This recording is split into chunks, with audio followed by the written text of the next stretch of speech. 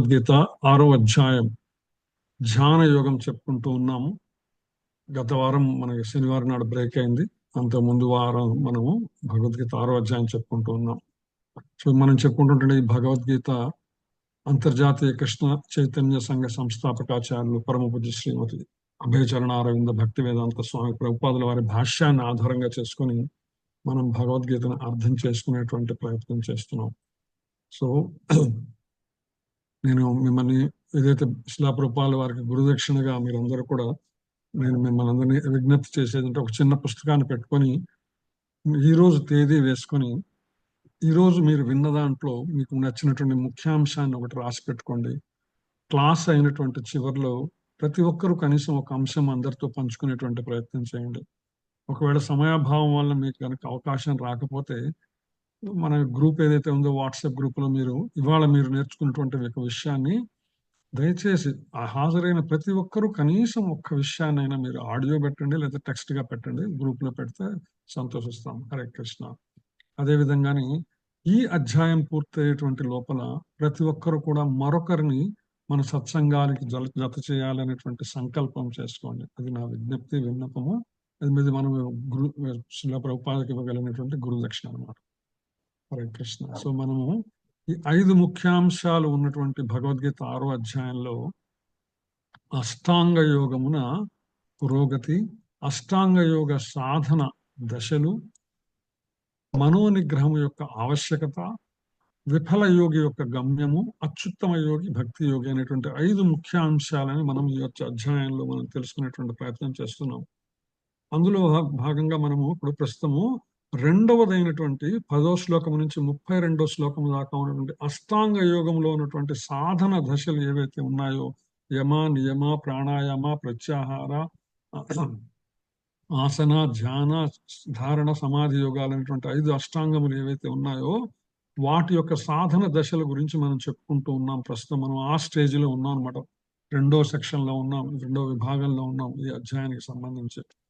So అందులో భాగంగా మనము అష్టాంగ యోగం యొక్క సాధన దశ, ప్రాథమిక సాధనలు, అష్టాంగ యోగం యొక్క ఉపదేశము, లక్ష్యం అనేటువంటి అంశాలను చెప్పుకున్నాము. తర్వాత అష్టాంగ యోగంలో అంతిమ దశ ఏంటంటే వివిధ అంశములు ఏవైతే ఉన్నాయో అంతిమ దశలో తద్వారా మనం పొందగలిగినటువంటి ఆత్మానుభూతి అనేటువంటి విషయాన్ని మనం చర్చించుకున్నాం మొన్నటిదాకా. అంటే గత ఈ అధ్యాయంలో మనం చెప్పుకున్న చివరి క్లాస్ దాకా మనం చెప్పుకున్నటువంటిది అష్టాంగ యోగములో ఉన్నటువంటి అంతిమ దశ అయినటువంటి ఏదైతే మనం అంత ముందు చెప్పుకున్నామో ఆరురుక్ష ఆరూఢ అనేటువంటి ఆరూఢ దశలో ఆత్మానుభవతి గురించేటువంటి అంశాన్ని మనం ప్రస్తావించుకున్నాం అనమాట.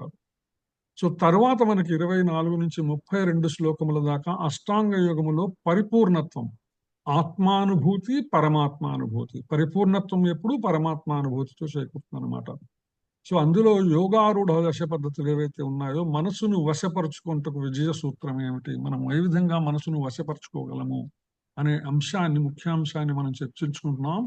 అందులో భాగంగా మనము బ్రహ్మభూత స్థితి అంటే ఆత్మానుభూతి, బ్రహ్మ సంస్పర్శ అంటే పరమాత్మానుభూతి, సర్వత్రా శ్రీకృష్ణ దర్శనం అనేటువంటి ముఖ్యాంశములను, పరిపూర్ణ యోగి ఎటువంటి కర్మలు ఆచరిస్తాడనేటువంటి విషయాన్ని 31, 32 శ్లోకాల దాకా మనము తెలుసుకొని అర్థం చేసుకునేటువంటి ప్రయత్నం చేస్తాం అనమాట.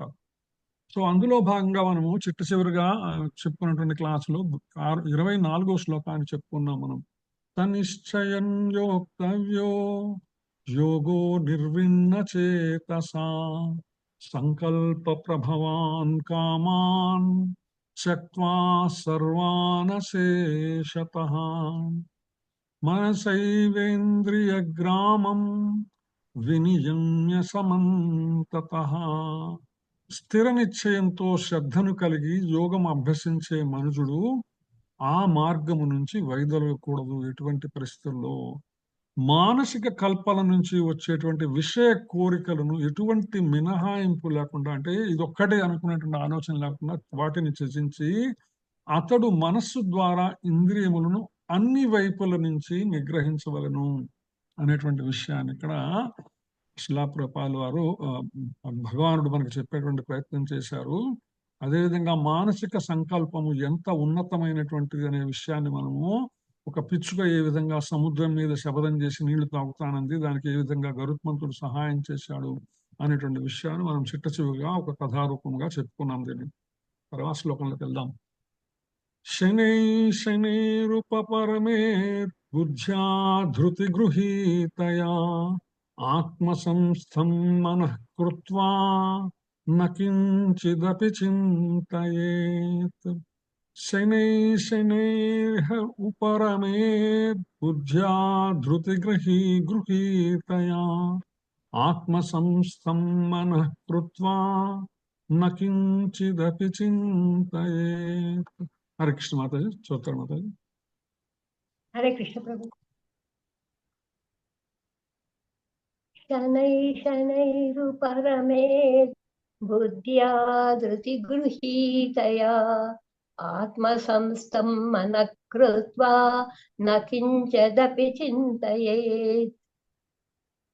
నిశ్చయమైన బుద్ధితో క్రమంగా నెమ్మదిగా మనసుడు సమాధి మగ్నుడు కావలను. ఆ విధంగా మనస్సును ఆత్మయందే నిలిపి అతడు ఇక దేనిని గూర్చి చింతించరాదు. హరే కృష్ణ. హరే కృష్ణ మాతాజీ. హరే కృష్ణ. చంద్రవతి మాతాజీ చదువుతారా మీరు? శ్లోకం మీనింగ్ చదవగలరు? శ్లోకము తాత్పర్యం. చంద్రవతి మాతాజీ. చంద్రావతి. హరే కృష్ణ. గీతా మాతాజీ. హరే కృష్ణ. గీతా. హరే కృష్ణ. జయశ్రీ మాతాజీ. ఓకే, సరోజన మాత చదవండి మాతాజీ. హరే కృష్ణ మాతాజీ. దండవత్ మాతాజీ. దండవత్ మాతాజీ. ప్రభుజీ మాతాజీ మాట్లాడి మాతాజీ అనిపోతుంది. సారీ ప్రభు. పర్లేదు మాతాజీ. 6.25 శ్లోకమా ప్రభుజీ? అవును మాతాజీ.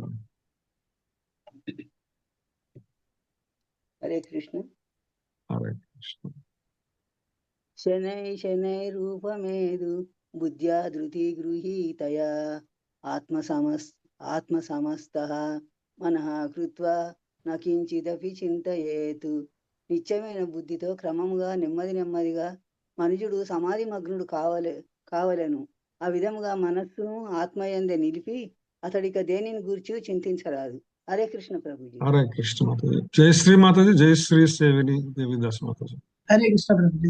హరే కృష్ణ. శనై శనైరుభ్రమే బుద్ధ్యా ధృతి గృహీతయా ఆత్మసంస్థం మనః కృత్వా నకించిదపి చింతయేత్.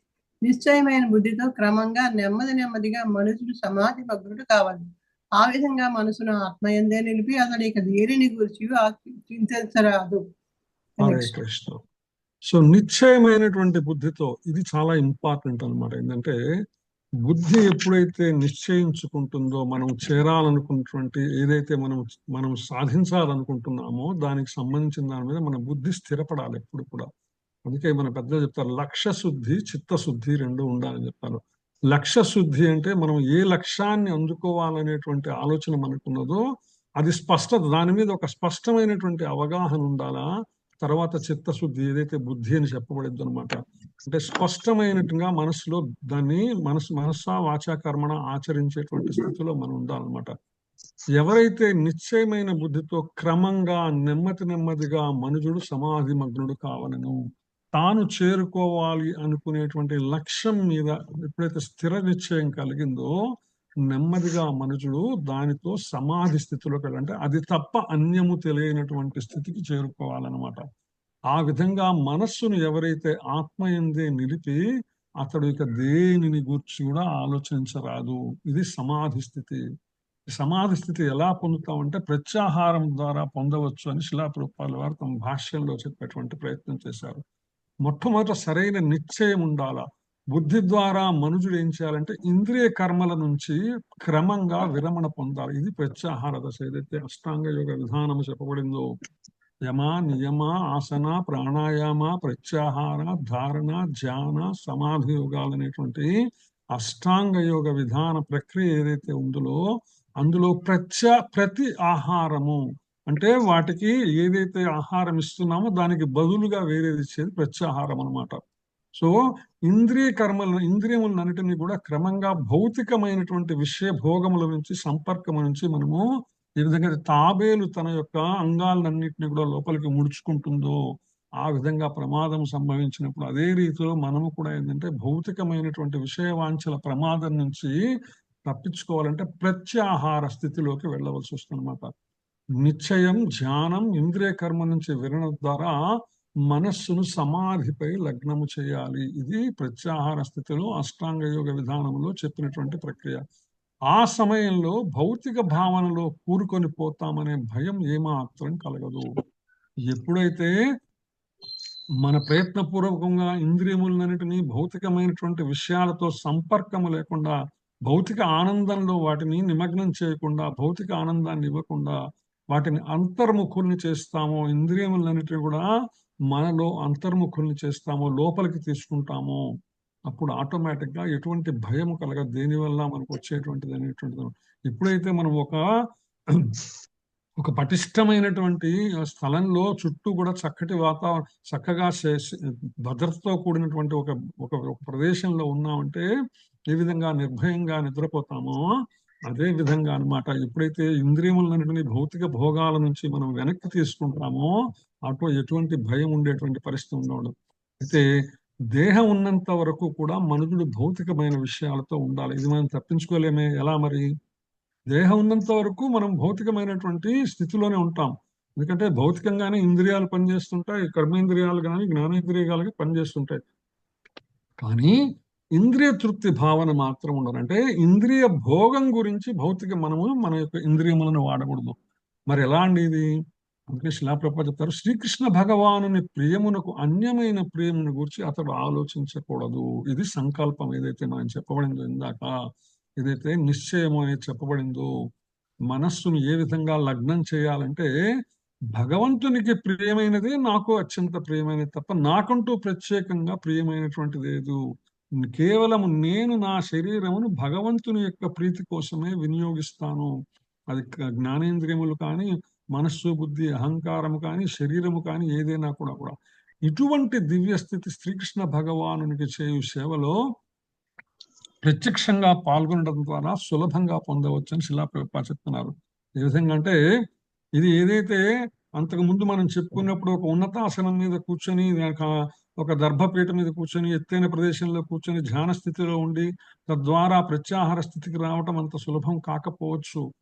కానీ ఎప్పుడైతే భగవంతుని సేవలో మనం ప్రత్యక్షంగా పాల్గొంటామో ఆటోమేటిక్ గా ఇంద్రియములకు అన్నిటినీ కూడా అప్రయత్నంగానే మనము ఎప్పుడైతే భగవంతుని సేవలో వినియోగిస్తామో అప్రయత్నంగానే ఈ ప్రత్యాహార స్థితిని పొందేటువంటి అవకాశం ఉన్నదన్నమాట. ఏదైతే అష్టాంగ యోగ విధానములో చెప్పబడినటువంటి ప్రత్యాహారం అనేటువంటిది ఇంద్రియ తృప్తి నుంచి వెనకకు రావాలనేటువంటి దాన్ని భగవంతుని సేవలో ఉండటం వల్ల మనము అప్రయత్నంగా పొందవచ్చు అని చెప్తారు శిలాప్రభుపాద. మనకి చక్కగా ప్రహ్లాదుడు చెప్పాడు, శ్రవణం, కీర్తనం, విష్ణోః స్మరణం, పాదసేవనం, అర్చనం, వందనం, దాస్యం, సఖ్యమాత్మ నివేదనం అనేటువంటి నవవిధ భక్తి మార్గాలు ఏవైతే ఉన్నాయో, ఎప్పుడైతే వీటన్నిటిలో మనము నెలకొన్నామో, శ్రవణం, చెవులు అనేటువంటి ఇంద్రియములు భగవంతుని యొక్క నామము, భగవంతుని యొక్క కథ, భగవంతుని యొక్క లీల, భగవంతుని యొక్క వాక్కు అయినటువంటి భగవద్గీత లాంటివి వినటానికి ఉపయోగిస్తాం.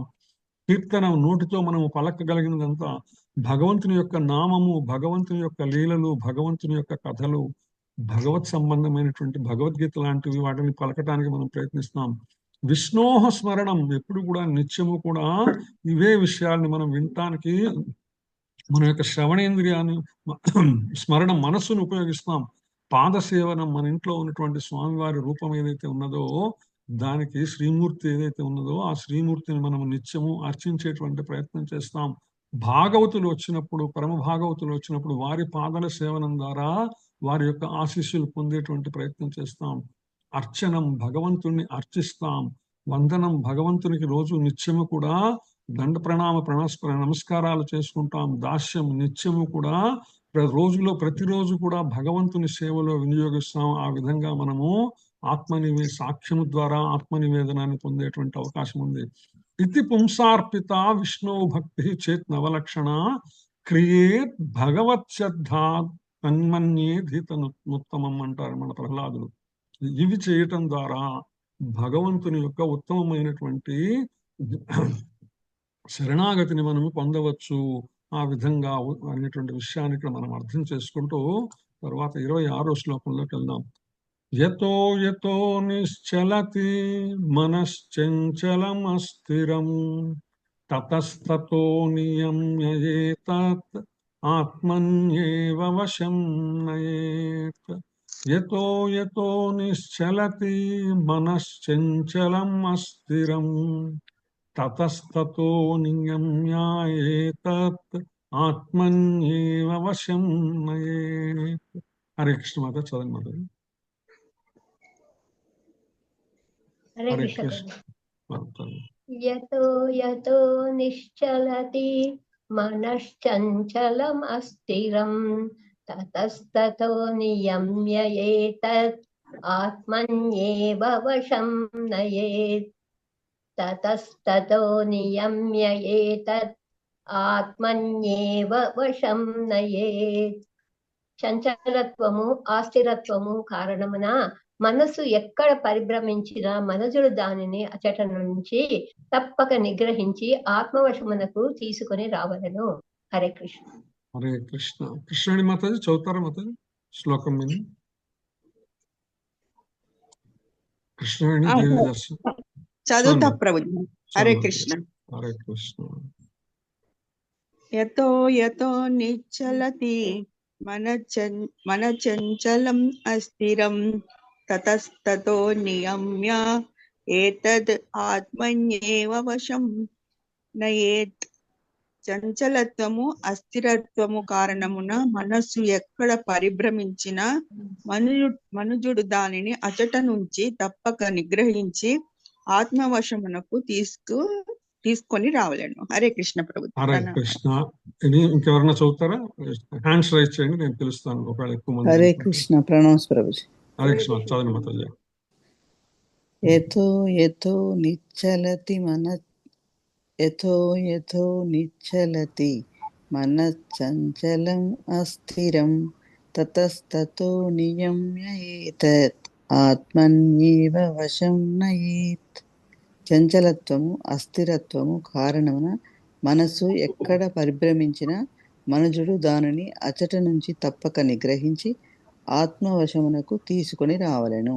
హరే కృష్ణ. హరే కృష్ణ. ఇక్కడ మనస్సును నియంత్రించేటువంటి మరొక విధానాన్ని ఇక్కడ భగవానుడు అష్టాంగ యోగ సాధనలో భాగంగా మనస్సును ఏ విధంగా నియంత్రించాలి అనే అంశాన్ని ఇక్కడ చెప్తున్నారు. ఎందుకంటే చంచలత్వము అస్థిరత్వము కారణమున మనస్సు ఎక్కడ పరిభ్రమించినా మనుజుడు దానిని అచట నుంచి తప్పక నిగ్రహించి ఆత్మవశమునకు తీసుకురావలెను. అంటే మనస్సు యొక్క స్వభావం ఏంటంటే చంచలత్వం అన్నమాట. చంచలత్వం ఉంటుంది కాబట్టి దానిని ఎప్పుడు కూడా ఒక శాశ్వతమైనటువంటి సేవలో దాన్ని ఎప్పుడు కూడా నియోగించాలి. మనస్సును ఎప్పుడు కూడా. ఇప్పుడు లక్ష్మీ అమ్మవారికి చంచల అనేటువంటి పేరున్నది ఆమెకు అనమాట. అంటే స్థిరత్వము లేనటువంటిది అనమాట. అందుకని ఎప్పుడు కూడా ఆమె ఆ స్థిరత్వము కోసమని భగవంతుని పాద పద్మములను ఆశ్రయించి ఉంటుందన్నమాట. అస్థిరత్వం అంటే ఒక చోట ఉండని పరిస్థితి ఉంటుంది. సో అందుకని మనస్సు యొక్క వాస్తవ స్థితి అదే. చంచలముతో అంటే ఒక విధంగా ఉండదు, అనేక రకాలుగా పరిపరి విధాలుగా ఆలోచిస్తుంటుంది. ఒక విషయం మీద స్థిరంగా ఆలోచించేటువంటి ప్రయత్నం చేయదన్నమాట.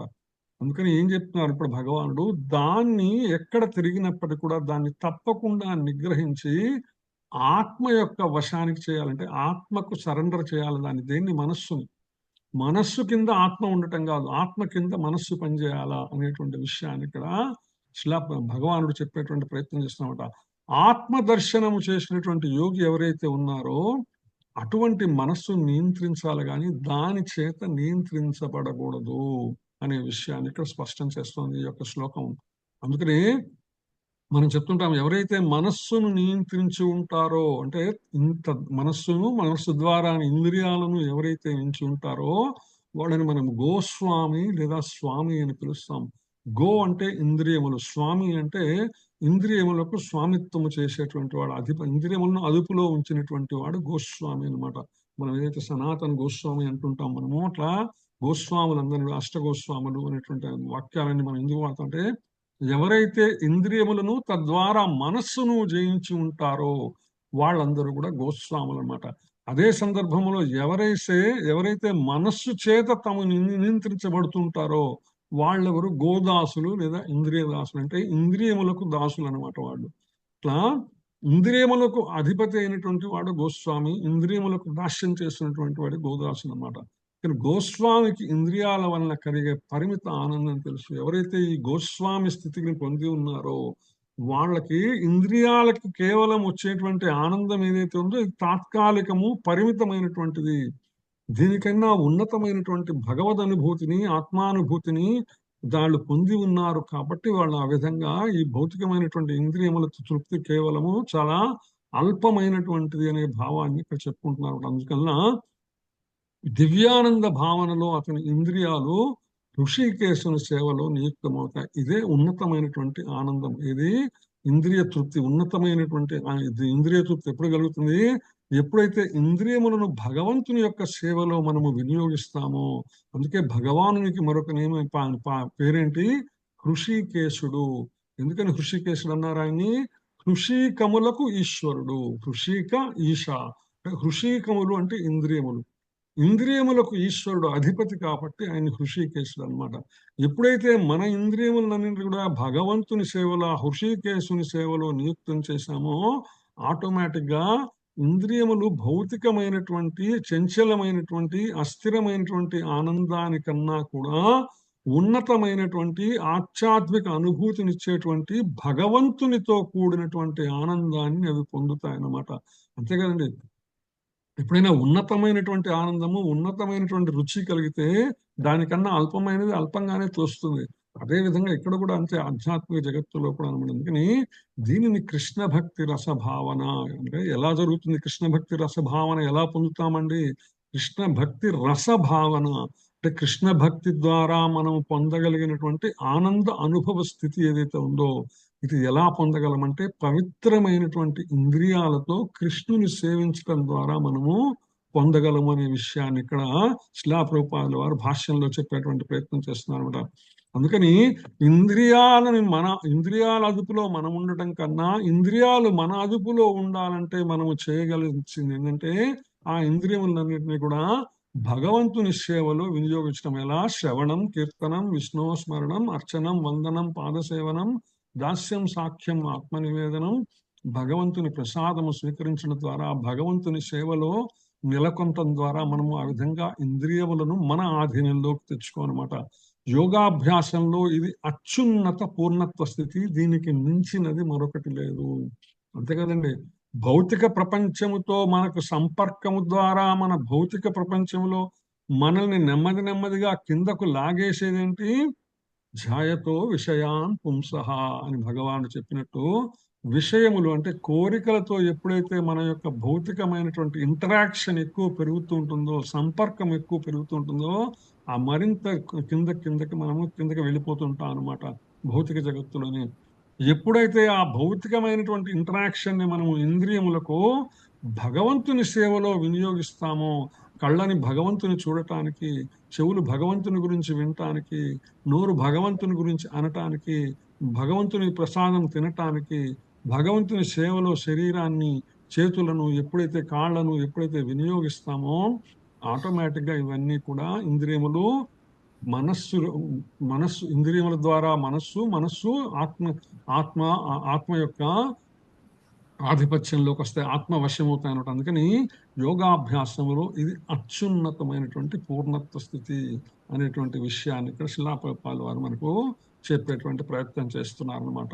సో అందుకనే ఎప్పుడైతే ఇంద్రియములను జయించగలుగుతామో ఆ ఇంద్రియములను జయించటం ద్వారా మనస్సును జయించటం ద్వారా ఆత్మ ఉన్నతమైనటువంటి స్థితిలో ఉంటే తద్వారా భగవంతుని కూడా సులభముగా జయించవచ్చు అనేటువంటి ఉత్తమమైనటువంటి ఉదాహరణ మనకి శ్రీమద్భాగవతం 6వ స్కందం 16వ అధ్యాయం 34వ శ్లోకం అనమాట.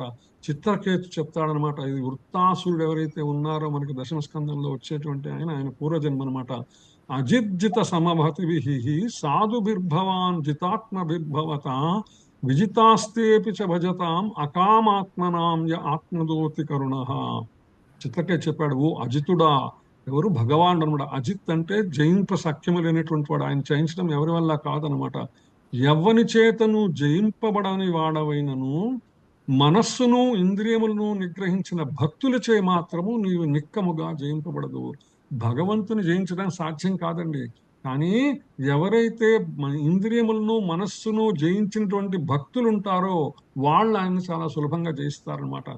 ఎటువంటి భౌతిక బలాభాపేక్ష లేనటువంటి భక్తులపై నీవు నిర్హేతుక కరుణ కలిగి ఉంటావు. అంటే ఎవరైతే భౌతిక ఫలాపేక్ష లేకుండా ఎప్పుడు కూడా నీ సేవలో, నీ నామస్మరణలో, నీ యొక్క నామకీర్తనలో, నీ యొక్క కథాకీర్తనలో, నీ యొక్క లీలాస్మరణలో ఎవరైతే ఉంటారో వాళ్ళందరి మీద కూడా నీకు నిర్హేతు ఎటువంటి కండిషన్ లేనటువంటి కరుణ కలిగి ఉంటావు నువ్వు. అందుకని వాళ్ళు నిన్ను తమ ఆధీనంలో ఉంచుకుంటారు. వాళ్ళు నిన్ను ఆధీనంలో ఉంచుకోవటం కాదు, సాక్షాత్ నువ్వే వాళ్ళని నిన్ను నువ్వు వాళ్ళకి సమర్పించుకుంటావు. ఈ కారణంగా నీవు కూడా వారిపై పూర్తి నియంత్రణను కలిగి ఉన్నావు. అంటే ఇంద్రియములను ఎప్పుడైతే పూర్తిగా భగవంతుని సేవలో వినియోగిస్తామో తద్వారా పొందగలిగినటువంటి ఫలం ఏంటంటే భగవంతునితో సాఖ్యమైనటువంటి స్థితి అన్నమాట. అంటే భగవంతునితో మనము, భగవంతుని ఆధీనంలో మనము, మన ఆధీనంలో భగవానుడు వచ్చేటువంటి ఉన్నతమైనటువంటి స్థితి కేవలము ఇంద్రియములను మనం భగవంతుని సేవలో నియంత్రించడం ద్వారా నెమ్మదిగా అందుకోగలము అనేటువంటి అద్భుతమైనటువంటి విషయాన్ని ఇక్కడ మనకు తెలియజేస్తుందన్నమాట. అది చెప్పుకుంటూ మనము తర్వాత శ్లోకంలోకి ప్రవేశిద్దాం. ప్రశాంతమనసం హేనం యోగినం సుఖముత్తమం ఉపైతి శాంతరజసం బ్రహ్మభూతం అకల్మషం. ప్రశాంతమనసం హేనం యోగినం సుఖముత్తమం ఉపైతి శాంతరజసం బ్రహ్మభూతం అకల్మషం. హరే కృష్ణ మాత, చెప్పండి మాతాజీ. హరే కృష్ణ ప్రభు.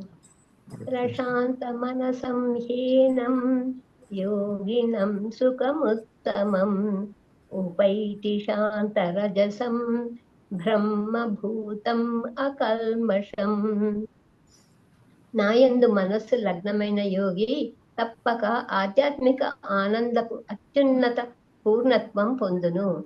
రజోగుణమునకు పరమైన అతడు పరబ్రహ్మంతో తనకు గల గుణరీతి ఏకత్వం తెలిసి పూర్వకర్మ ఫలాల నుంచి ముక్తుడగును. హరే కృష్ణ.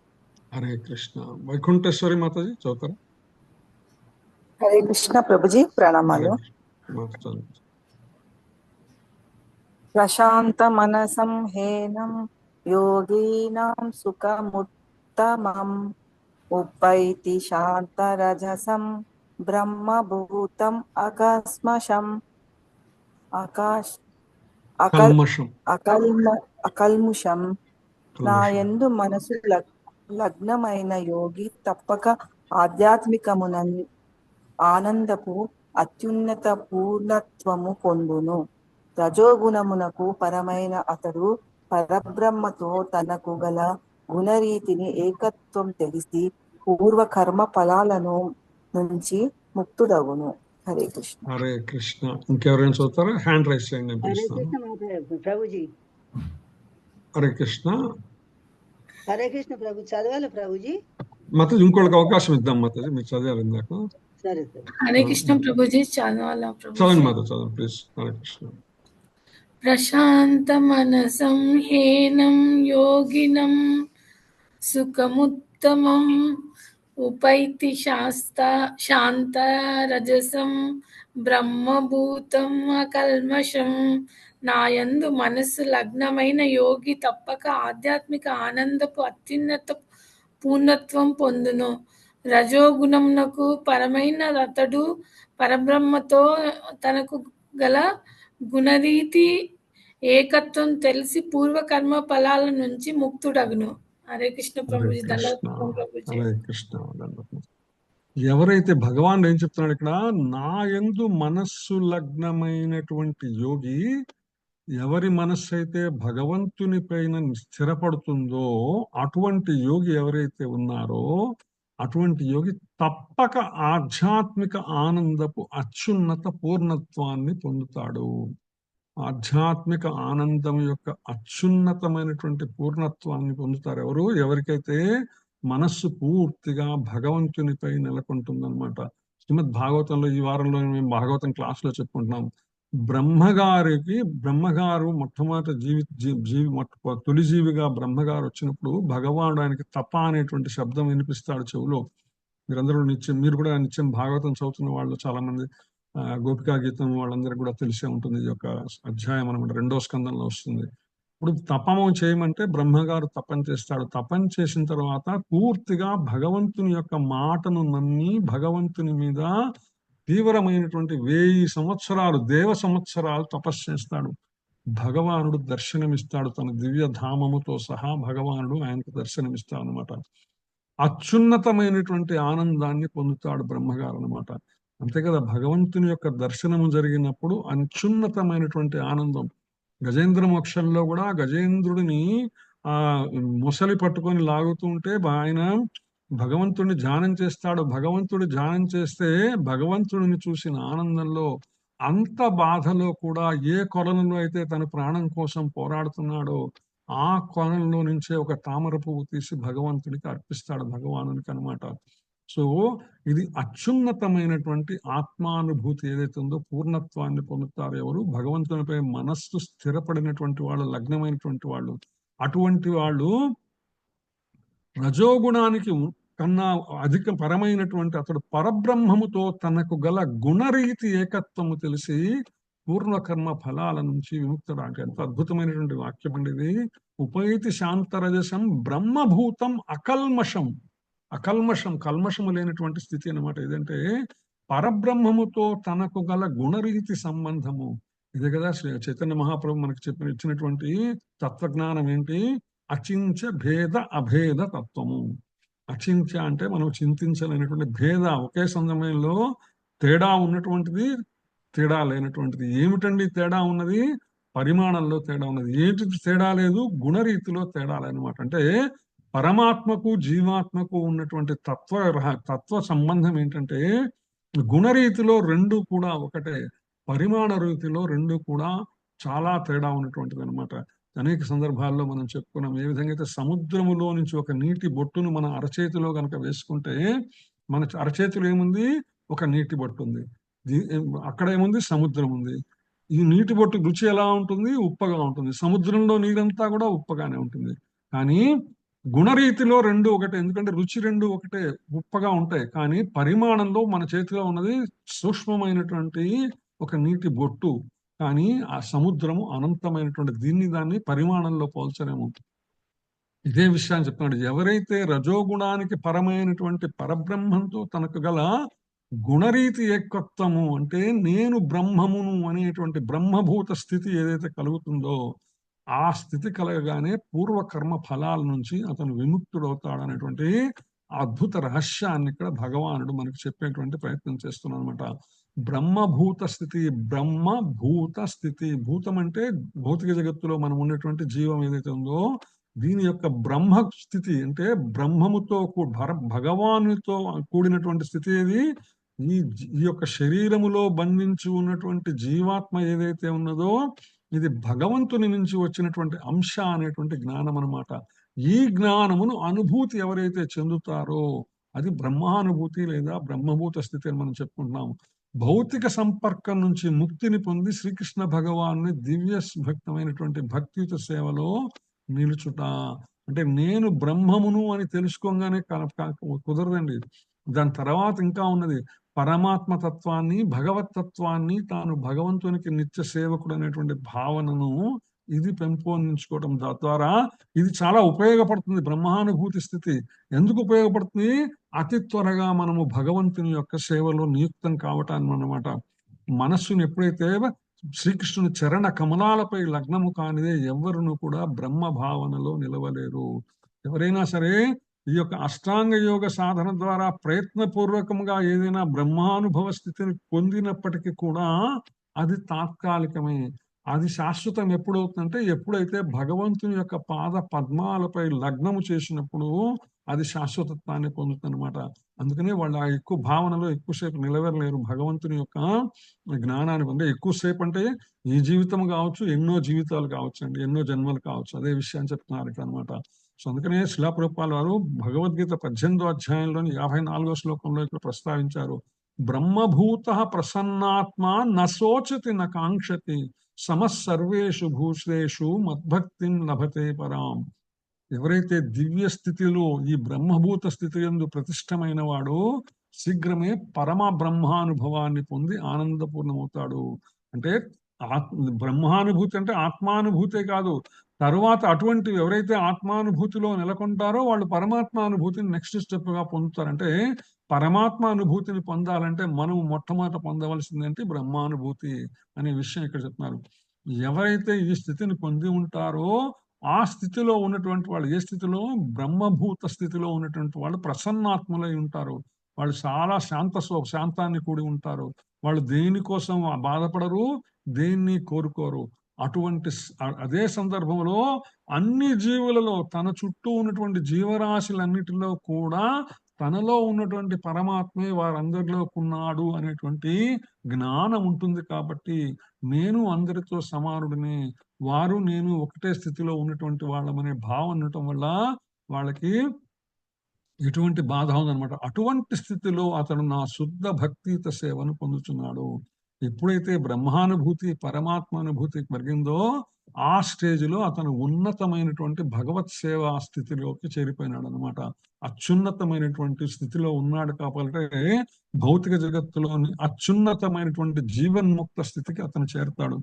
దేవదేవుడైన శ్రీకృష్ణుడు దివ్యమైన భక్తి యోగంలో ఉండటం ద్వారా, అంటే కృష్ణ భక్తి రస భావన, కృష్ణ భక్తిని ఆచరిస్తూ దాని ద్వారా ఆనందాన్ని పొందేటువంటి స్థితిలో ఉండటం వలన వాస్తవానికి రజోగుణం నుంచి సమస్త భౌతిక సంపర్కం నుంచి కూడా ముక్తిని పొందుతాడు, జీవన్ముక్త స్థితిని పొందుతాడు. ఎవరైతే నిరంతరము భగవంతుని యొక్క భక్తియుత సేవలో నిలుపుకొని భగవంతుని తనలో ధారణ చేసి ఉంటాడో అటువంటి వ్యక్తి అనమాట. అందుకు శిలా ప్రభుపాదుల వారు మనకి అంబరీష్ మహారాజు వృత్తాంతం ఏం చెప్తారు, సవై మనః కృష్ణ పదారవిందయో అనేటువంటి అద్భుతమైనటువంటి శ్లోకాలు మనందరము అనేక సందర్భాల్లో చెప్పుకున్నాం. శ్రీమద్ భాగవతము 9వ స్కందము 4వ అధ్యాయంలోని 18, 19, 20 శ్లోకములు అన్నమాట. అంబరీష్ మహారాజు ఎలా ఉండేవాడంటే, సవై మనః కృష్ణ పదారవిందయోర్ వచాంసి వైకుంఠ గుణానువర్ణని కరో హరేర్మందిర మార్జనాదిషు శృతిం చాకారాచ్యుత సత్కయోదయే ముకుందల్ గలయ దర్శనే దృశౌ తద్భృచ్చ గాత్ర స్పర్శే సంగమం ఘ్రాణంచ తత్పాద సరోజ సౌరభే శ్రీమత్ తులస్యా రసనాం పదర్పితే పాదౌ హరే క్షేత్ర పదానుసర్పణే శిరో హృషీకేశ పదాభివంధనే కామం చ దాస్యే నతు కామ కామ్యాయ యథోత్తమ శ్లోక జనాశ్రయారతి. మనస్సు ఎప్పుడు కూడా అంబరీషుది భగవంతుని పాద పద్మాలమే ఉండేది. వాక్ ఎప్పుడు కూడా వైకుంఠుని గుణాల వర్ణన మీదనే ఉండేది. చేతులు ఎప్పుడు కూడా హరి యొక్క మందిరములను ఆలయములను శుభ్రపరచుకుంటూనే ఉండేది. వినటం శృతి ఎప్పుడు కూడా ఆ అచ్యుతుని యొక్క సత్కథలు వినటానికే ఉపయోగించేవాడు. ఆయనకి చూడటం ఎప్పుడు కూడా భగవంతుని చూడటానికే ఉపయోగించేవాడు. అంతేకాదు ఎప్పుడు కూడా తాను వాసన ఏది చూసినా కూడా భగవంతునికి అర్పించిన పాద పద్మముల యొక్క అర్పించినటువంటి పూలను గాని తులసిని గాని చూడటానికి, వాసన చూడటానికి ఉపయోగించేవాడు. కాళ్ళు ఎప్పుడు కూడా భగవంతుని హరి యొక్క క్షేత్రాలు చూడటానికి ఉపయోగించాడు. శిరస్సు ఎప్పుడు కూడా హృషికేశునికి వందనం చేయటానికి ఉపయోగించాడు. ఆయన ఆ విధంగా కృష్ణానురక్తిని, కృష్ణ భక్తిని పెంపొందించుకొని భౌతిక మార్గాల నుంచి పూర్తిగా బయటపడ్డాడు అంబరీషుడు అనమాట.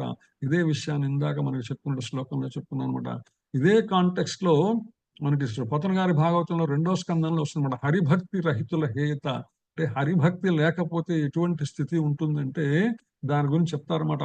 విష్ణు కీర్తనములు వినని కర్ణంబులు కొండ బిలములు కువలయేష. ఆ విష్ణువుని యొక్క గురించినటువంటి కీర్తనలు వినని కర్ణములు, చెవులు ఏవైతే ఉన్నాయో అవి కొండలకు ఉంటాయి. పెద్ద పెద్ద గుహలు ఏముంటాయి ఆ కొండల గుహల్లో, అక్కడ ఎప్పుడు కూడా గబ్బిలాలు లాంటివి, ఏదైనా క్రిమికీటకాదులు ఇవి మాత్రమే వేలాడుతుంటాయి. మన చెవులు కూడా అంతే. మన చెవుల్లో హరికీర్తనను వినకుండా ఉన్నామంటే మన చెవుల్లో చేరేది మిగిలిన చెత్తా చెదారం మొత్తం చేరుతూ ఉంటుంది అనమాట. చక్రి పద్యంబులు చదువని జిహ్వలు కప్పల జిహ్వలు కౌడవేంద్ర. మనం నోటితో ఏదన్నా పలుకుతున్నామంటే ఆ భగవంతుని గురించినటువంటి చక్రిని గురించినటువంటి మాటలు కాకపోతే అవి మన కప్పలు ఏదైతే బెక బెక బెక బెక రెండే అక్షరాలు పలుకుతుంటాయి, ఇది అవి కేవలము తమ తృప్తికి పలికేటువంటి అనమాట. మన పరిస్థితి అదే అవుతుంది అనమాట. శ్రీ మనోనాథు వీక్షింపని కన్నులు కేకి పించాక్షులు కీర్తిదైద అంటారు.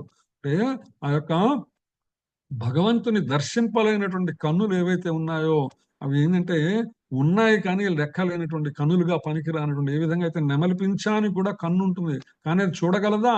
చూడలేదు. మన పరిస్థితి అంతే. ఇది భగవంతుని చూడలేని కన్నులు కేవలము ఒక నెమలి పింఛం మీద ఉన్నటువంటి కన్నులు లాంటివి అనమాట. కమలాక్షి పూజకు గాని హస్తంబులు శవము హస్తంబులు సత్యవచన.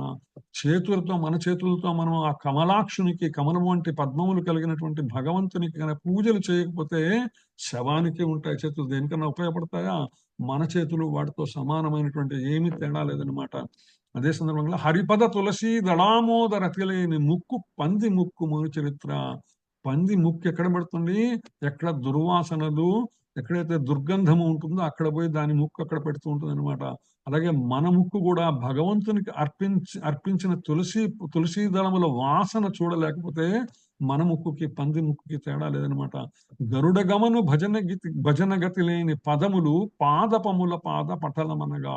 అంటే గరుడ గమను భజన గతి లేని పదములు అంటే గరుడమంతుడి మీద వచ్చేటువంటి భగవానుని వైపు మనము వెళ్ళలేనటువంటి పదములు ఏవైతే ఆయన్ని భజించలేనటువంటి, కీర్తించలేనటువంటి పదములు ఏవైతే ఉన్నాయో, ఆయన వైపు మనం వేయలేటువంటి అడుగులు ఏవైతే ఉన్నాయో అవి పాదపముల పాద పటలమనగా అన్నాడు. అంటే చెట్లుంటాయి, పెద్ద పెద్ద చెట్లుంటాయి, ఆ చెట్లకి వేళ్ళు ఉంటాయి, వేళ్ళు గుంపులు గుంపులుగా ఉంటాయి. ఎందుకు అవి ఎక్కడికి కదలలేవు, అక్కడే ఉంటాయి. ఎప్పుడు ఇవాళ చూసినా అక్కడే ఉంటాయి, రేపు చూసినా అక్కడే ఉంటాయి అనమాట. అటువంటి స్థితి మనది అనే విషయాన్ని చెప్తూ ఈ యొక్క శిలా ప్రభుపాద చెప్పినటువంటి సవై మనః కృష్ణ పదారవిందయో, మనకు భగవానుడు ఇచ్చినటువంటి ఇంద్రియములు ఏ రీతిగా ఉపయోగించడం ద్వారా బ్రహ్మానుభూతిని, పరమాత్మానుభూతిని, భగవదనుభూతిని పొందవచ్చో అద్భుతంగా ఇక్కడ వర్ణించడం జరిగిందనమాట. అది చెప్పుకుంటూ మనము తర్వాత శ్లోకంలోకి వెళ్దాం. యుంజన్నేవం సదాత్మానం యోగి విగత కల్మషః సుఖేన బ్రహ్మ సంస్పర్శం అచ్యంతం సుఖమశ్నుతే. యుంజన్నేవం సదాత్మానం యోగి విగత కల్మషః సుఖేన బ్రహ్మ సంస్పర్శం అచ్యంతం సుఖమశ్నుతే. హరే కృష్ణ. హరే కృష్ణ. హరే కృష్ణ. యుంజన్నేవం సదాత్మానం యోగి విగత కల్మషః సుఖేన బ్రహ్మ సంస్పర్శం అత్యంతం సుఖమశ్నుతే. ఆ విధంగా ఆత్మ నిగ్రహుడైన యోగి నిరంతరం యోగము అభ్యసించును. భౌతిక కల్మషములకు దూరుడై భగవానుని దివ్యమైన ప్రేమయుత సేవలో అత్యున్నతమైన పూర్ణానంద స్థితిని పొందును. హరే కృష్ణ. హరే కృష్ణ. ఇంకెవరైనా చదువుతారంటే ప్లీజ్. హరే కృష్ణ ప్రభుజీ.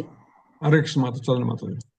యుంజన్నేవం సదాత్మానం యోగి విగత కల్మషః సుఖేన బ్రహ్మ సంస్పర్శం అత్యంతం సుఖమశ్నుతే. హరే కృష్ణ. మీనింగ్ కూడా చదవండి మాత కింద. ఆ విధముగా ఆత్మ నిగ్రహుడైన యోగి నిరంతరం యోగము అభ్యసించును. భౌతిక కల్మషములకు దూరుడై భగవానుని దివ్యమైన ప్రేమయుత సేవలో అత్యున్నతమైన పూర్ణానంద స్థితిని పొందును. Hare Krishna. Hare Krishna. Thank you. One more please. ఇంకెవరైనా అనుకోండి. వాలంటీర్. హరే కృష్ణ. హరే కృష్ణ. హరే కృష్ణ మాత. చదువు మాత. హ్యాండ్ రైస్ చేయండి, నేను పిలుస్తాను పేరు. హరే కృష్ణ. నిత్య రూపిణి మాత జిందాగా చదువుతాను. హరే కృష్ణ ప్రభుత్వ. హరే కృష్ణ. దండత్ మాత. చదువు. యుంజన్నేవం సదాత్మానం యోగి విగత కల్మషః సుఖేన బ్రహ్మ సంస్పర్శం అత్యంతం సుఖమశ్నుతే. ఆ విధంగా అనువాద భాషం శిల ప్రభుపాదకి. ఆ విధంగా ఆత్మ నిగ్రహుడైన యోగి నిరంతరం యోగము అభ్యసించును. భౌతిక కల్మషములకు దూరుడై భగవానుని దివ్యమైన ప్రేమయుత సేవలో అత్యున్నతమైన పూర్ణానంద స్థితిని పొందును. హరే కృష్ణ. థ్యాంక్ యూ ప్రభు. హరే కృష్ణ. ఎవరైతే ఇంద్రియములను మనస్సు ఆధీనం చేశారో, మనస్సు ఆత్మ ఆధీనంలో ఉన్నదో, ఆ విధంగా ఆత్మ నిగ్రహుడు అయినటువంటి వ్యక్తి ఎవరైతే ఉన్నారో యోగి నిరంతరము యోగమును అభ్యసిస్తూ ఉంటాడు. తన యోగ సాధన నిరంతరము కొనసాగిస్తూ భౌతికమైనటువంటి కల్మషాలకు దూరం అయిపోతాడు. ఎందుకంటే ఇంద్రియములు భౌతిక కల్మషాన్ని మనలో చేర్చేవేంటి?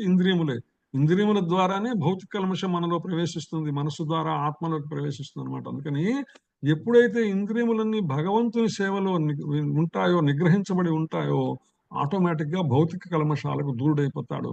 ఎప్పుడైతే భౌతిక కల్మషాలకు దూరమయ్యాడో భగవాను యొక్క దివ్యమైన ప్రేమయుత సేవలో అత్యున్నతమైనటువంటి పూర్ణానంద స్థితిని పొందుతాడనమాట.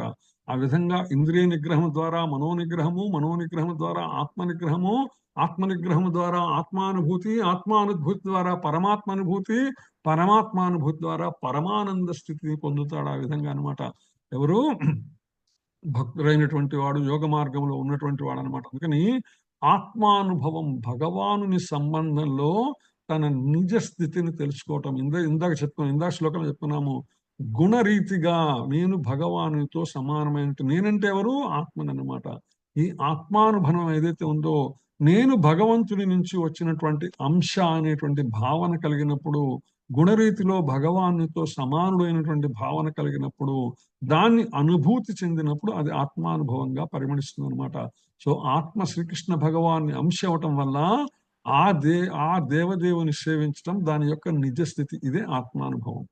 అంటే తాను జీవాత్మను ఎప్పుడైతే తెలుసుకుంటాడో, ఈ జీవాత్మ యొక్క సహజ లక్షణం ఏంటంటే భగవంతుని యొక్క దివ్యధామములో నిత్యము భగవంతుని సేవించటము.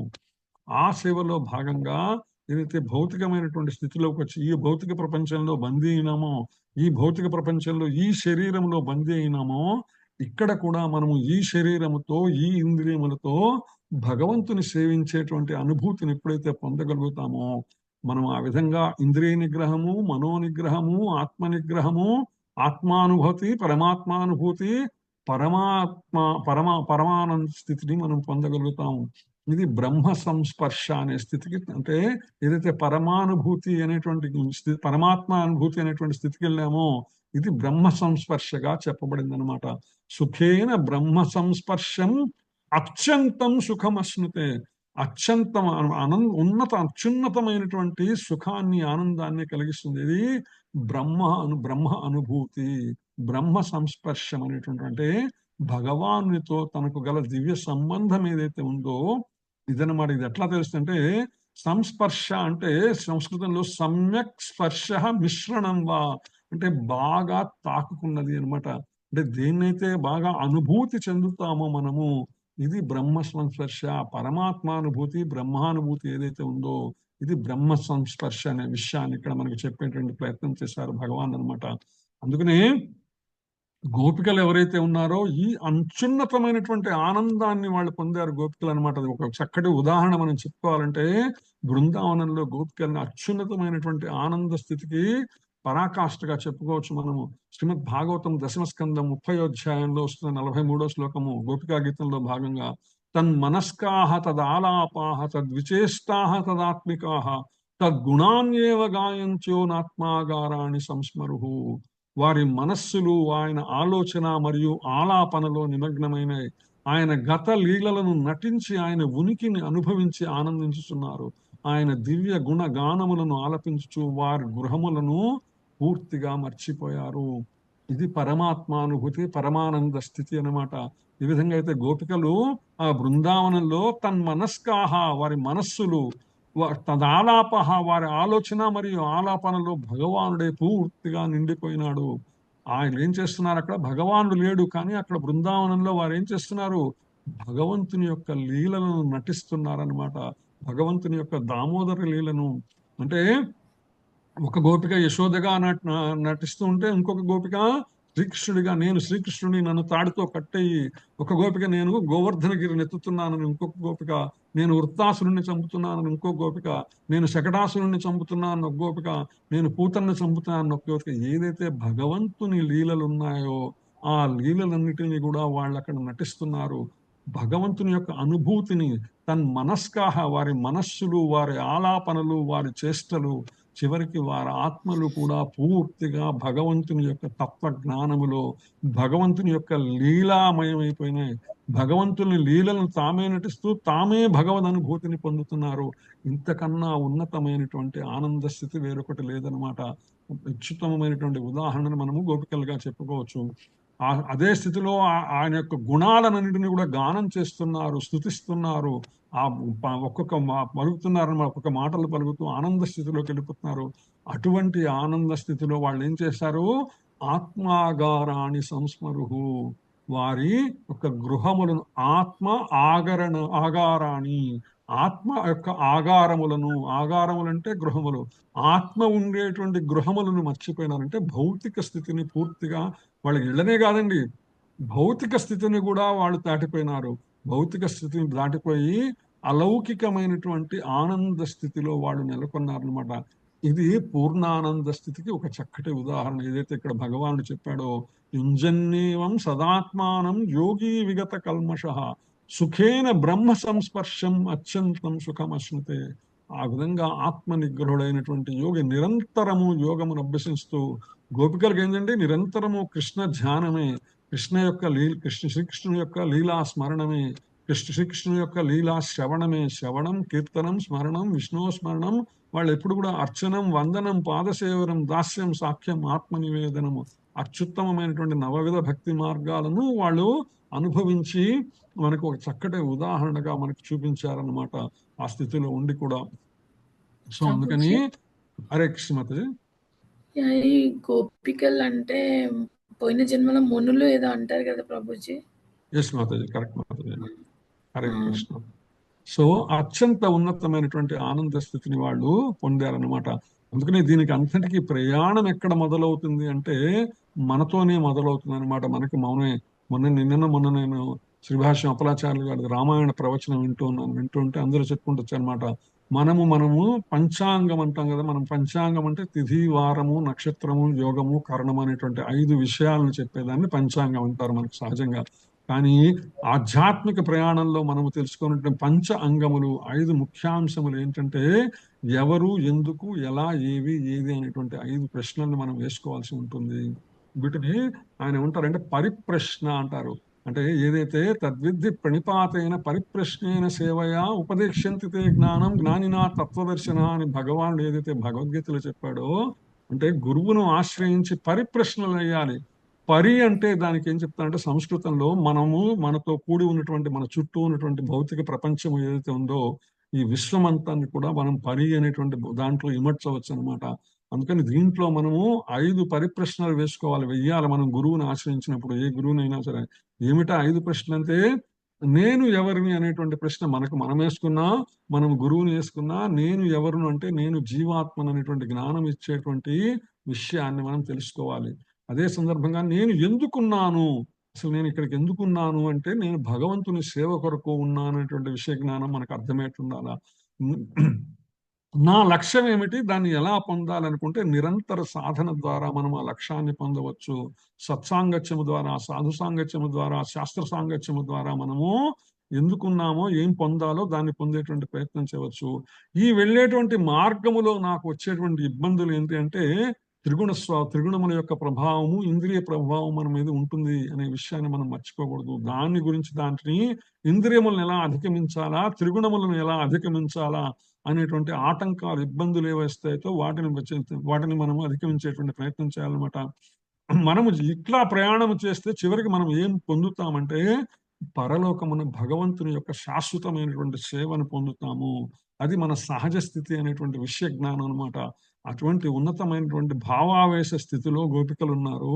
దానికి ప్రమాణంగా భగవానుడు ఇక్కడ మనకి 28వ శ్లోకాన్ని చెప్పడం జరిగిందనమాట. హరే కృష్ణ. తర్వాత మనం 29వ శ్లోకంలోకి వెళ్దాం. సర్వభూతస్థం ఆత్మానం సర్వభూతాని చాత్మని ఈక్షతే యోగయుక్తాత్మా సర్వత్రా సమదర్శనః. సర్వభూతస్థమాత్మానం సర్వభూతాని చాత్మని ఈక్షతే యోగయుక్తాత్మా సర్వత్ర సమదర్శనః. హరే కృష్ణ మాత, చౌదరి మాత. హరే కృష్ణ ప్రభు. సర్వభూతస్థం ఆత్మానం సర్వభూతాని చాత్మని ఈక్షతే యోగయుక్తాత్మా సర్వత్ర సమదర్శనః. నిజమైన యోగి నన్ను సర్వజీవుల యందును మరియు సర్వజీవులను నా యందును గాంచును. ఆత్మదర్శి అయిన వారు దేవదేవుడైన నన్ను ఖచ్చితంగా అంతటా చూచును. హరే కృష్ణ. హరే కృష్ణ. నెక్స్ట్ ఇంకెవరన్నా చూస్తారా please? 1 more, 2 more hand raise చేయండి. హరే కృష్ణ ప్రభుజీ. చదవండి మాతాజీ. కృష్ణుడి మాత చదవండి. సర్వభూతస్థం ఆత్మానం సర్వభూతాని చాత్మని ఈక్షతే యోగయుక్తాత్మా సర్వత్ర సమదర్శనః. నిజమైన యోగి నన్ను సర్వజీవుల యందును మరియు సర్వ జీవులను నా యందును గాంచును. సర్వ ఆత్మదర్శి అయిన వారు దేవాది దేవుడైన నన్ను ఖచ్చితంగా అంతటా చూచును. హరే కృష్ణ ప్రభుజీ. Hare thank you Krishna. ప్రభుజీ. హరే ప్రణామాలు కృష్ణ. ప్రభుజీ. ధన్యవాదాలు మాతాజీ. హరే కృష్ణ. ఇంకెవరన్నా ప్లీజ్ చదవని వాళ్ళు ఎవరైనా ఇంకెవరైనా ప్రయత్నం చేస్తారు? హరే కృష్ణ ప్రభు. నేను చదవనా? చదవండి మాతాజీ. సీతా మహాలక్ష్మి చదవండి మాతాజీ. సర్వభూతస్థం ఆత్మానం సర్వభూతాని చాత్మని ఈక్షతే యోగయుక్తాత్మా సర్వత్ర సమదర్శనః. శ్రీల ప్రభుపాద. నిజమైన యోగి నన్ను సర్వజీవుల యందును మరియు సర్వజీవులను నా యందును గాంచును. ఆత్మదర్శి అయిన వారు దేవదేవుడైన నన్ను ఖచ్చితంగా అంతటా చూచును. Thank you Prabhuji. హరే కృష్ణ. హరే కృష్ణ.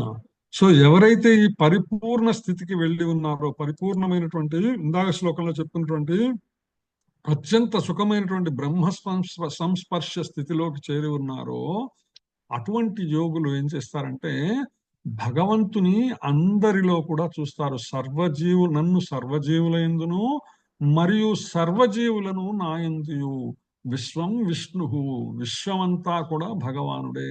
విష్ణువు విశ్వములోని ప్రతి అణువులో కూడా భగవానుడే అనేటువంటి విషయాన్ని వాడు చాలా సులభముగా అర్థం చేసుకుంటాం అన్నమాట.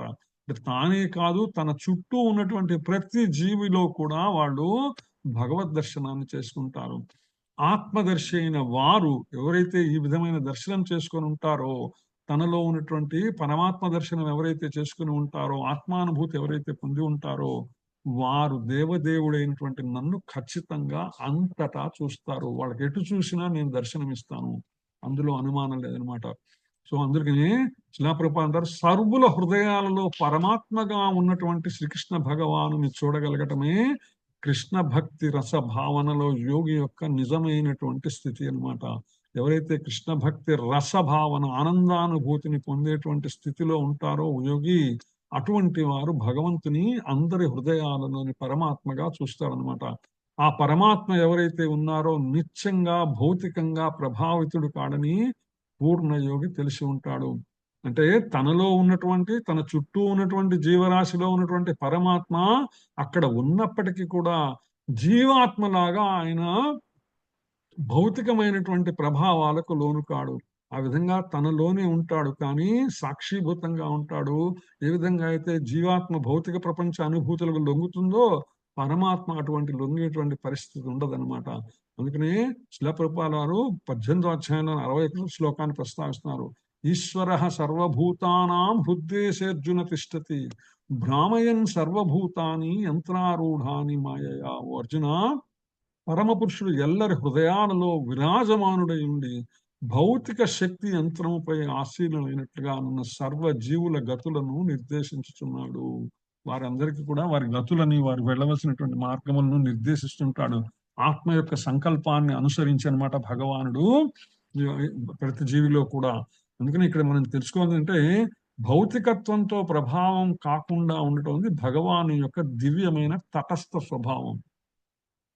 భగవాను యొక్క, ఎందుకంటే భగవాను చెప్తారు తాను ఎవరి మీద తనకు ప్రేమ లేదు కానీ ద్వేషము లేదని చెప్తారు కదా భగవానుడు.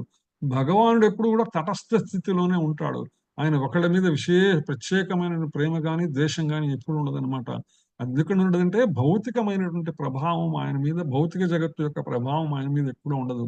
అయితే వాస్తవానికి జీవాత్మ కూడా తటస్థ శక్తి కలిగి ఉన్నప్పటికీ కూడా భౌతిక ప్రపంచంలోకి వచ్చేటప్పటికి ఈ భౌతిక వాసనలు, ఈ భౌతిక విషయ భోగముల వలన అది ప్రభావానికి లోనవుతుంది అనమాట. అందుకని ఎవరైతే నిజమైనటువంటి యోగాభ్యాసంలో ఉన్నారో వాళ్ళకి తప్పనిసరిగా అందరి జీవులలోనూ పరమాత్మ దర్శనమిస్తాడు.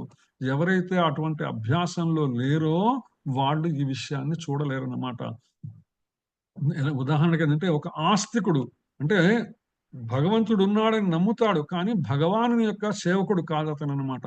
లేదా నాస్తికుడు, వాళ్ళు సర్వజీవులలో కూడా పరమాత్మను చూడలేదు. కానీ కృష్ణ భక్తుడు మాత్రము అతడు ఆస్తికుడైన నాస్తికుడైన జంతువైన క్రిమి కీటకాలైన పక్షులైన అన్నిటిలో కూడా భగవంతుని యొక్క దర్శనం చేయగలుగుతారు. ఎందుకంటే ఇవన్నీ కూడా భగవంతుని యొక్క సృష్టిలో భాగమైనటువంటివే, భగవంతుని చేత రూపం ఇవ్వబడినటువంటివే, భగవత్ చైతన్యము చేత నడపబడుతున్నటువంటివి అనే సంపూర్ణ జ్ఞానం ఉంటుంది కాబట్టి ఆ స్థితిలో ఉంటారనమాట. దీనికి శిలా ప్రభుపాదుల వారు స్మృతి ప్రామాణికాన్ని కూడా చెప్తున్నారు. ఆతత్తత్వాచ్చ మాతృత్వాచ్చ ఆత్మహి పరమోహరి. సర్వులకు కారణమై ఉన్నందున భగవానుడు తల్లి లేదా పోషకుడు అన్నాడు వంటి వాడు అనమాట.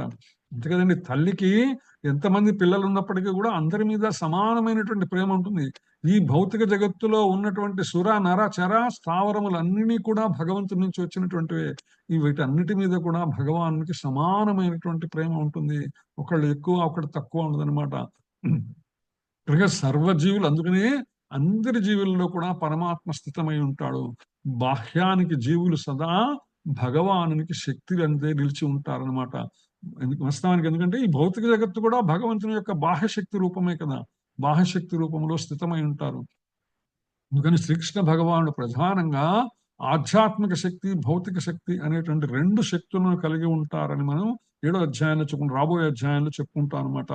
ఉత్తమ శక్తి అంశ అయినటువంటి అంటే ఆధ్యాత్మిక శక్తి అంశ అయినటువంటి జీవుడు అల్పమైనటువంటి భౌతిక శక్తికి బద్ధులై ఉంటారు. ఎందుకంటే జీవాత్మ యొక్క సహజ స్థితి ఎక్కడ? ఆధ్యాత్మిక జగత్తులో భగవంతునితో పాటు సమానమైనటువంటి గుణము కలిగినటువంటి జీవాత్మ. కానీ ఈ భౌతిక ప్రపంచంలోకి వచ్చేసరికి భగవంతుని యొక్క అంతఃశక్తికి ప్రతిరూపమైనటువంటి ఆధ్యాత్మిక జగత్తు కన్నా కూడా హీనమైనటువంటి భౌతిక జగత్తులో ఈ భౌతిక జగత్తు ప్రభావానికి లొంగిపోతున్నది జీవాత్మ అన్నమాట. ఈ విధంగా భగవానుడే అన్నిటికన్నా శక్తి సంపన్న. అంటే భౌతిక ప్రపంచం గాని, ఆధ్యాత్మిక ప్రపంచం గాని, జీవాత్మలు కాని, విశ్వ సృష్టి కాని, ఇవన్నీ కూడా భగవంతుని యొక్క శక్తి రూపములే. అందుకని ఈ శక్తులన్నీ ఎవరివి? భగవానుడు. ఈ శక్తులు భగవానుడు ఎప్పుడైనా ప్రయోగించవచ్చు, ఎప్పుడైనా వాటిని వెనక్కి తీసేసుకోవచ్చు అనమాట.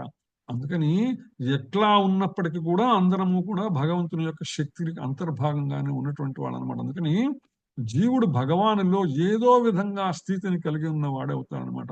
అంటే మనము మన పరమాత్మానుభూతిని పొందినా పొందకపోయినా ఈ భౌతిక జగత్తు భగవంతుని యొక్క బాహ్యశక్తి రూపము. ఈ భౌతిక జగత్తులో మనం ఉన్నాం కాబట్టి ఎక్కడున్నా మనం భగవంతుని యొక్క శక్తి పరిధిలోనే ఉన్నాం అనమాట. మన ఈ భూమి దేని మీద నడుస్తుందంటే మన ఆధునిక శాస్త్రవేత్తలు అడిగితే సూర్యుని వల్ల నడుస్తున్నది. సూర్యుని యొక్క ఆకర్షణ శక్తి భూమిని ఒక చక్కటి మార్గములో ఉంచుతున్నది. తద్వారా సూర్యుడు చుట్టూ భూమి తిరుగుతున్నది. సూర్యుడు దేన్ని నిలుపుతున్నాడు? భూమిని నిలుపుతున్నాడు. అంటే ఈ సౌరమండలం మొత్తం ఎవరి ఆకర్షణకు లోనైంది? సూర్యుడి ఆకర్షణకు లోనైంది. అదేవిధంగా ఈ విశ్వం అంతా కూడా భగవంతుని యొక్క శక్తి అనేటువంటి ఆకర్షణ అంటే శక్తి లోపల ఇమిడి ఉన్నదనమాట. అందుకని ఎలా చూసినా కూడా మనము భగవంతుని యొక్క ఆధ్యాత్మిక జగత్తు నుంచి వచ్చిన జీవాత్మ అయినా కూడా భౌతిక జగత్తు కన్నా ఉన్నతమైన శక్తి కలిగినటువంటి ఆధ్యాత్మిక జగత్తు నుంచి వచ్చిన జీవాత్మ అయినా కూడా ఇక్కడికి వచ్చేసరికి భగవంతుని యొక్క బాహ్యశక్తిలో పరిమితిలో బందీ అయి ఉంటుందన్నమాట. అందుకని ఎవరైతే జీవులు తమ కర్మ ఫలాలను అనుసరించి వీళ్ళందరూ కూడా వివిధ జీవరాశులన్నీ ఉన్నాయి భౌతిక జగత్తులో. ఇవన్నీ ఈ రూపాలను ఎలా పొందాయి? వాళ్ళ కర్మ ఫలాల నుంచి పొందాయి అనమాట. అయితే భౌతిక జగత్తులో ఉన్నటువంటి జీవుడు ఏం చేస్తాడంటే ఈ విషయం తెలుసుకోలేక ఇంద్రియ సేవలో మునిగిపోతాడు. కానీ అదే సమయంలో అదే జీవుడు ఆధ్యాత్మిక శక్తిలో కనుక నిలిస్తే, అంటే తాను ఎక్కడి నుంచి వచ్చాడు, తన సహజం యొక్క గుణం ఏమిటి, భగవంతుని యొక్క అంశ, భగవంతునితో పాటు సమానమైనటువంటి గుణము, భగవంతునితో పాటు సమానమైనటువంటి సచ్చిదానంద స్థితి, ఈ జ్ఞానాన్ని ఎప్పుడైతే తెలుసుకొని భగవంతుని సేవలో నియుక్తుడవుతాడో ఆ విధంగా భగవంతుని యొక్క దాసుడవటం వల్ల అత్యున్నతమైనటువంటి భగవద్ అనుభూతిని, ఆత్మానుభూతిని, పరమాత్మానుభూతిని పొందుతాడనమాట. ఇటువంటి సమత్వ వీక్షణం ఏదైతే ఉందో ఇది కృష్ణ భక్తి కలిగినటువంటి వాళ్ళకి చాలా సులభముగాను చాలా అప్రయత్నంగాను వచ్చి చేరుతుంది అనే విషయాన్ని ఇక్కడ శిలా ప్రభుపాల వారు చెప్పేటువంటి ప్రయత్నం చేశారనమాట. సో ఆ విధంగా ఇక్కడ ఈ శ్లోకం దగ్గర నేను ఆపుతున్నాను, 29వ శ్లోకం దగ్గర. సో ఇప్పటిదాకా మనం చెప్పుకున్నటువంటి విషయములలో ఏమైనా సరే మార్పులు చేర్పులు కానీ లేదా ఏదైనా ముఖ్యాంశం మీరు పంచుకోవాలని అనుకుంటే అవి పంచుకునేటువంటి ప్రయత్నం చేయొచ్చు. హరే కృష్ణ. ప్రశ్నలు ఏమైనా ఉన్నా అడగచ్చు. హరే కృష్ణ.